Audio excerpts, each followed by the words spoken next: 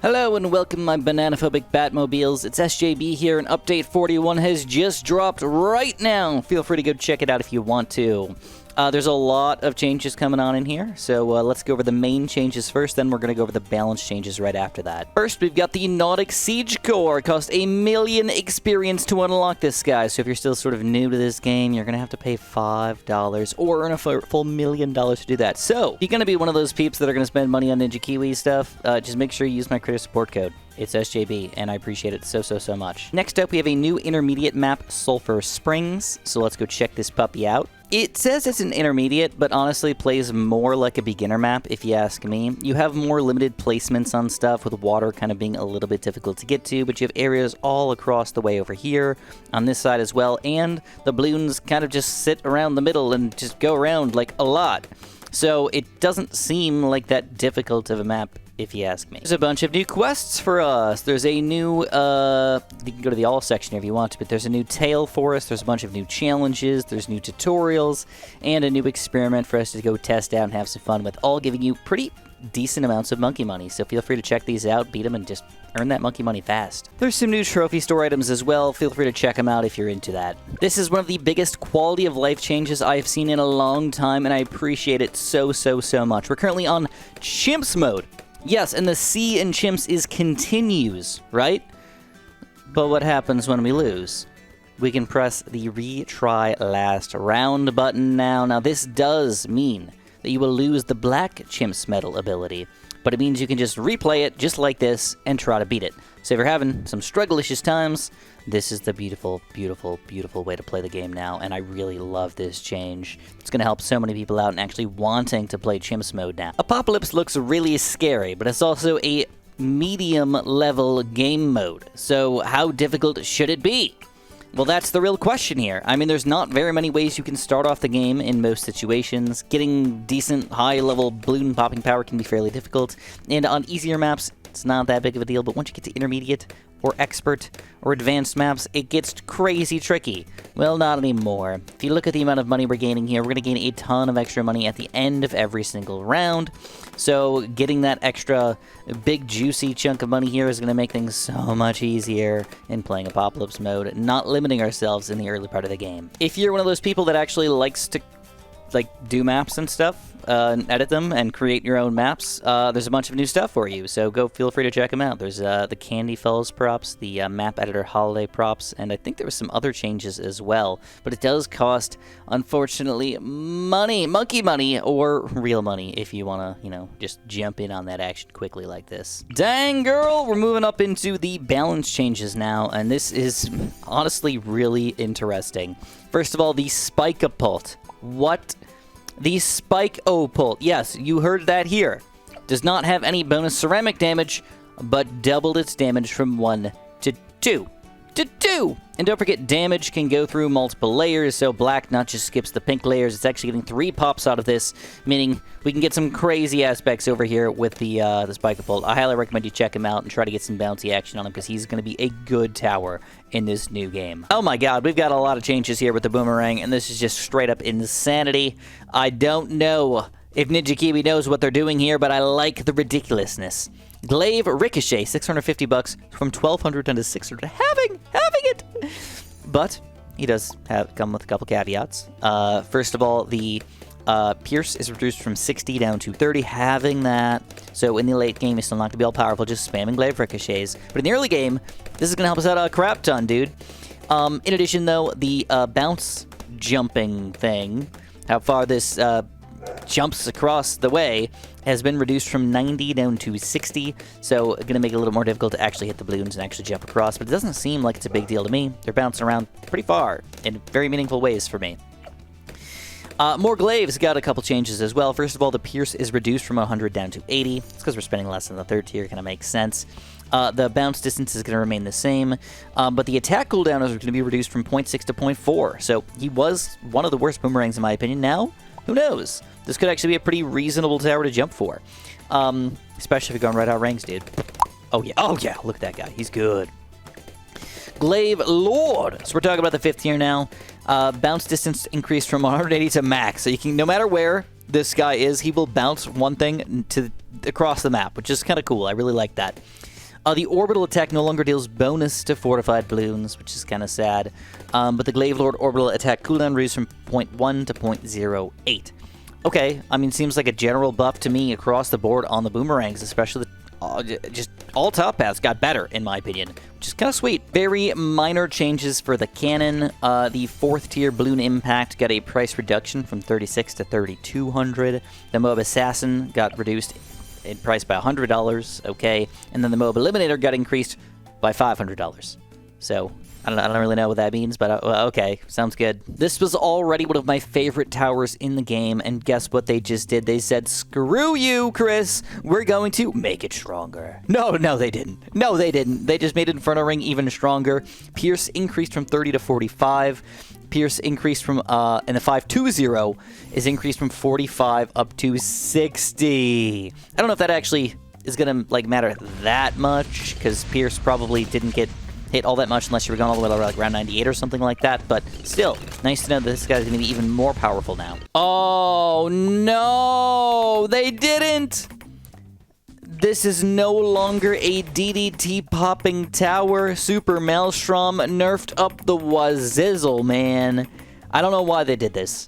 It was never really that powerful, was it? I don't know. Maybe I'm just wrong, but I didn't see people abusing Super Maelstrom all that much, but maybe I guess it's just a thing because of races. Can't have it pop DDTs, dude. Alright, well, it is what it is. This no longer does that. But we still do have some interesting changes for the regular Blade Maelstrom, which I guess we should try to go over, even though they're fairly difficult to understand exactly what's going on right now. So the Pierce has been increased from 120 up to 200, so you can see some of the blades do end up getting eaten up by this stuff, and that was with the increased value of this Pierce here, so not all powerful, but still better than it used to be, I guess. But in addition, the attack cooldown got increased from 0.03 to 0.045, which, I don't know, dude. I mean, if I'm understanding that correctly, this is a huge, huge Blade Maelstrom nerf. I don't like it. I don't like it, man. I mean, it was pretty long, a pretty short cooldown, but come on, do me dirty here. In addition, though, the 1-4 increases ability attack speed by 15%. I don't know what that means. I'm assuming that they mean the actual amount of blades that are coming out here are actually being increased by getting even faster shooting and faster shooting. We can test this out really quickly if we want to. Let's see if when we use this ability and then buy even faster shooting, if that's going to increase the amount of Stroms coming out. Yeah, it does look like there is more Stroms coming out. Okay. Okay. I don't know if I love it, but 15% for a 1-4 and another 15% for a 2-4. Okay. There's almost too much going on here to even understand what the heck is going on with glue, but I'm going to do my best to try to explain it to you guys without going into all of the numbers here because they get kind of wild. Balloon liquefier damage. Puddle damage increased from 1 to 2. Not bad. Glue hose price. Okay, so all of the middle path glues, low level, got buffs. This is going to be even cheaper now to get a glue splatter by $200. It's going to be even cheaper to get a glue hose now by $400, but the glue strike is now $400 more expensive, kind of evening it out a little bit. And then the glue storm got $1,000 more expensive, so you now have to spend more time. Have more meaningful reason to get a glue storm now with that extra $1,000 bonus right there, because he was a pretty powerful tower to have on your team, right? But that's not all. There's a lot of stuff going on with all these glues. Let's try to go over it even more. Super glue got an interesting change. Not necessarily buffed, not necessarily a nerf. It's going to be significantly cheaper. All right, we're talking about a $28,000 down to $24,000 price decrease. Coolio. But the damage reduced from 50 to 30. Okay. Now, we're noticing that there's some weird stuff going on with this super glue. You're noticing that when they get stunned here, and then they sometimes, like, splat. Right? So, I don't even know exactly what's going on here, but I can tell you that getting corrosive glue seems to help him out quite a bit right now with these splats and the explosions and all this crap. And now you can do a lot more damage against Moab class balloons with all this splatting action and all this stuff. So yeah, check out the glue, the super glue. I don't even want to go over the numbers here because they're just ridiculous. Ticket interval reduced, pop pierce increased from 9 to 10. It's just like seemingly minor changes, but just check them out, test them out, and see if the super glue is now a good tower for you. Snipers also got a bunch of changes, minor things overall, but let's go over them really quickly. So large caliber got a price reduction from $1,500 to $1,300, $200 less, not bad, but the main mod price went up by $250, so it kind of just like evens itself out a little bit by the time it gets 4th year again. Alright, weird changes, but okay. Next up we've got the night vision goggles, which went down in price from $300 down to $250. The bouncing bullet, though, ends up being $400 less expensive, which actually surprises me quite a bit because I liked that sniper quite a bit. The faster firing price got increased from $400 up to $450, so I don't know, man. Again, just weird changes here. $400 up to $450 for even faster firing. Semi-automatic rifle went down $100, though. And then fully auto rifle got reduced another $150. So we're kind of like offsetting the early awesomeness of faster firing and kind of like evening it out by the time you get to the higher tiers. And then Elite Defender also went up $200. So what the heck, man? I don't know. It's like a lot of just really minor changes. Probably doesn't affect you at all, but sniper changes nonetheless. Holy crap, holy, we got a bunch of really crazy boat changes here, mostly involving the aircraft carrier and the flagship carrier. So let's try to go over them very quickly. So, the 4-2 can now set things on fire, which is kind of fun. So let's send out, I don't know, around 81 or something, I don't know. Whatever can flame some crap. And aircraft carrier mini plane frontal darts gain a very powerful homing effect now, which is, I guess, kind of cool. Can we see that in action here at all? Yeah, you can see the little darts kind of like homing in on the balloons now, so they're not going to end up like missing all that much. The aircraft carrier mini plane frontal darts pierce reduced from 9 to 4, but the damage is increased from 1 to 2, overall lessening their popping power just by a tiny bit. Aircraft carrier mini plane radial darts damage increased from 2 to 4. Aircraft carrier mini plane radial darts range reduced from 150 down to 60. Frontal attack range increased from 200 to 250. Oh my god.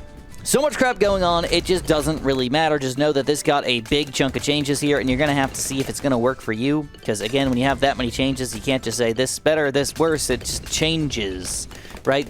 And then we get to the carrier flagship. Boing. All right, so we got some, some problems with this guy. So, first of all, mini plane darts projectile count 1 to 2, doubling it, but pierce reduced by half, 14 to 7. All right. But here's the kicker. Here's the big fat kicker, and I don't like this kicker not one bit. Guess what? Oh, wait. We have to do it like this. Guess what? No! Why would they do this to us? You cannot kill DDTs with a crow's nest flagship carrier anymore. The change in popping power has been changed to sharp. Does not hit leads anymore automatically. Very, very unfortunate, but it is what it is, I guess. I don't know, man. The flagship grants plane grapes damage type to fire, so if we got this guy with camo detection, he would be able to hit DDTs, I think. Or at least the grapes would be able to hit DDTs. Again, just like changing our total way that we pop balloons normally. Kind of weird. Can't get camo detection on this guy. I guess we can. Yes, we can. There we go. Let's check out this DDT popping power. Let's see if it's going to help us out a lot. Yes, so it's going to give us some more DD popping power, but not automatic killing everything kind of popping power. Nerf. Mega nerf. Really going to have to adapt yourself a little bit. More stuff going on with this guy. I'm not even going to talk about it. Test it out for yourself and see what's going to happen. DDTs. Oh my god. Normally, we get a monkey pirates, and we say, you know what, let's just end up... Oh no. No! No! Wait. Oh my god. Are you kidding me? For Rizzles? Like for Rizzles, dog? We gotta have... Can we have camo detection? Does it count? Does it work that way? Or do we really need to have the bottom path upgrade to combine here? Because that is what they said you need to do here. So we're going to test this out really quickly. We're going to give this guy a quick monkey power. So we're going to send out 1 DDT. We're going to reset this. We're going to see... Okay, it does. So you need camo detection to be able to hit DDTs now. It's not an automatic. Just send it out, and the ability will do damage to those things. I don't know, man. I'm not a huge fan of that change, but it is what it is. Pirate Lord, nerf. Across the board, just nerf. Damage reduced from 10 to 8. Bonus damage from grapes to ceramics reduced from 10 to 8. Pirate Lord bombs, bonus damage reduced from 6 to 5 on Moabs. I mean, nothing ridiculous, but nerfed. To be honest, I kind of want to not go over the Monkey Ace changes, but I'm going to try to make them kind of quick here. Sky Shredder got a price nerf by $1,000. Exploding Pineapples reduced by a little bit for some reason on the 1-1, and in addition, the third tier does not increase those pineapples anymore, so it is what it is. And it's like such a minor change. I don't know why it got changed. Centered Path price increased from 300 to 550. I don't know, bro. But because of that, the never miss targeting now went down that price, so it's going to be the same amount of money to get the bottom path over here. And then last but not least, the Spectre got a small-ish change here. Nemesis attack is no longer disabled, and the Spectre's radial attack damage increased from 1 to 3, so it should be a small buff here. But the Pierce of Darts no longer gains a 25% extra bonus, so it just add it all up. Who knows what it's going to end up being. Goliath Doomship ability cooldown increased from 45 to 50 seconds, so I get a minor change for the Paragon, which not many of us are getting a lot of. You know, I kind of like this change. This is kind of weird, but I like it. It kind of like makes sense. So the patrol points has always been kind of a useless pattern to go for. It just doesn't really work right. But they've changed it from that to pursuit between those points, basically. So if the balloon ends up leaving its area of effect, it'll just stop attacking it and go back to its patrolling. So you can really like utilize this more effectively, and or need to use more micro to make your helipads possibly more effective. I like it. It's a cool change. In addition, the Razor Rotor's attack cooldown reduced from 0.5 to 0.45, so Razor Rotor's a little bit more powerful, maybe, to use in combination with that pursuit thing. Holy crap, we got a bunch of Mortar Changes too, man. This is just the most ridiculously large update ever for tiny little baby balance changes that actually do affect the game quite a bit. So let's talk about the big one! The big one, damage increased from 7 to 8. Okay, I mean, that's pretty cool. But, if you notice something, we didn't automatically pop the black balloons there. That's because now it's not a normal popper, it's an explosive popper. Okay, well that kind of sucks. But it got a price reduction from 8,000 down to 6,500, so, you know, whatever. And then the big one, shockwave damage increased from 1 to 2, so if you can get him hit with the shockwaves, you can't actually pop the blacks. You just gotta hit him with the shockwaves, not with the main explosion. I don't know. That's kind of weird, but it is what it is. Play around with it, see if it's going to be a good tower for you, but knowing that it doesn't pop blacks automatically, it can really screw you over with a good cleanup tower as just a big one cleaning things up for a long time. Oh snap!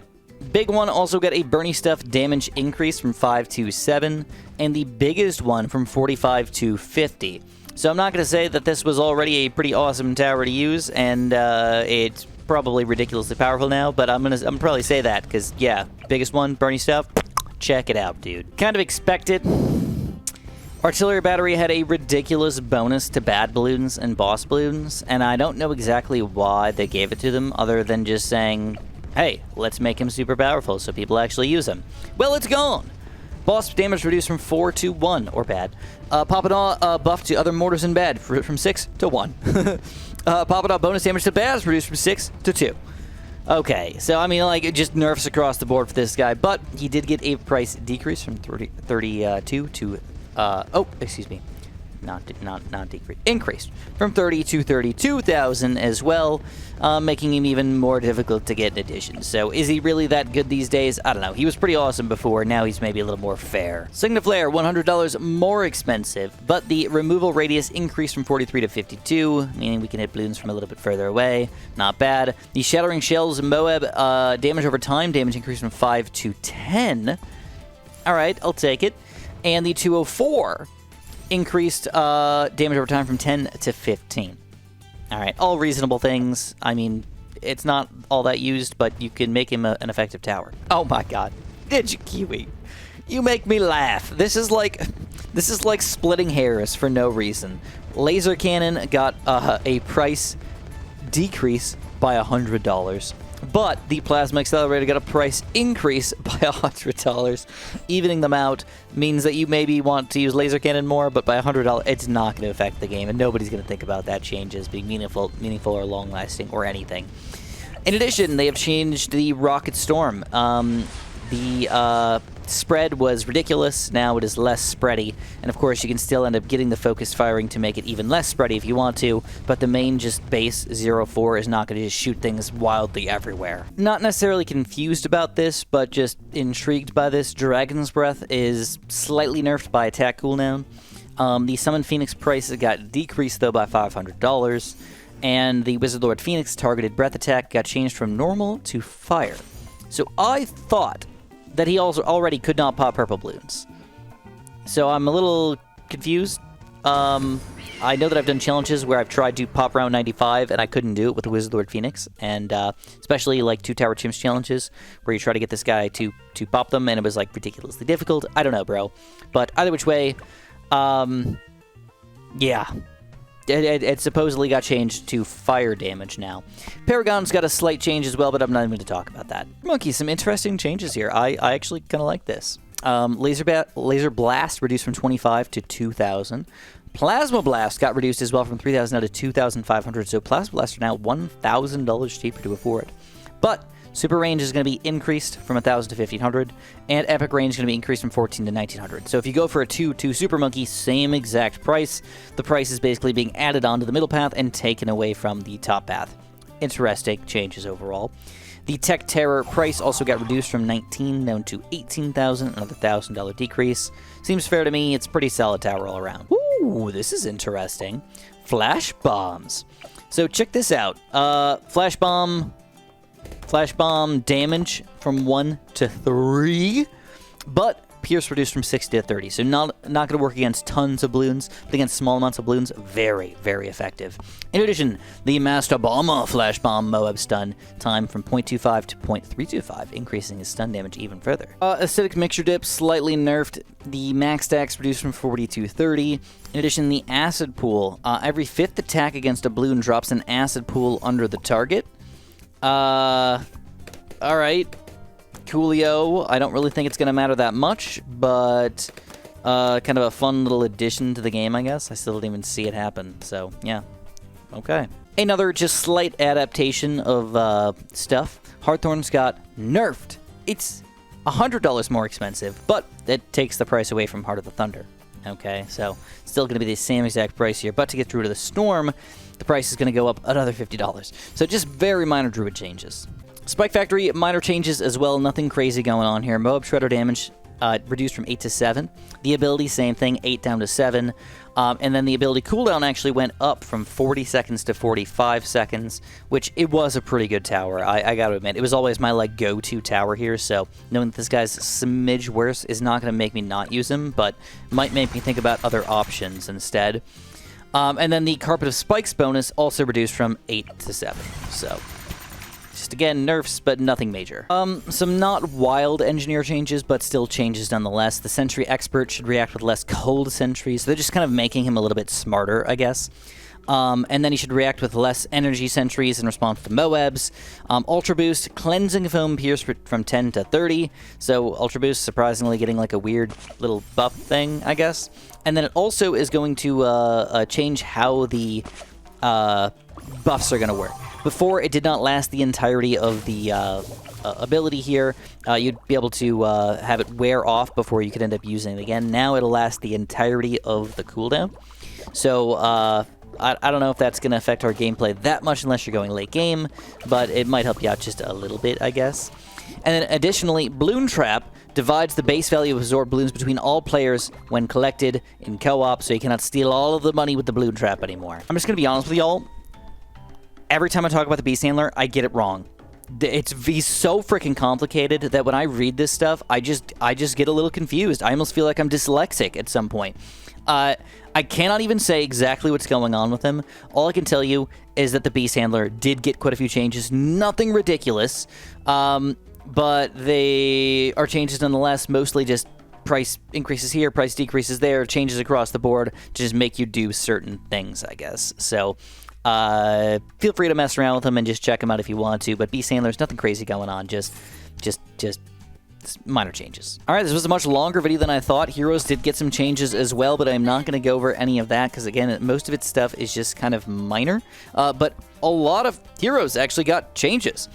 Gwendolyn got a lot of changes across the board. Reductions, increases, damage things. Striker Jones, interestingly enough, got some changes as well. Open Greenfoot got some level 9 changes. Level 20 Wall of Trees cooldown. Admiral Brickle got some changes as well. Geraldo got some changes. Now costs 7,000 monkey money. Oh, that's unfortunate for you guys. And a lot of other changes with Sharpening Stones and Jerry Fires, increases in prices for that. Corvus got some crazy changes, of course. We're kind of expecting all of that nonsense to happen here.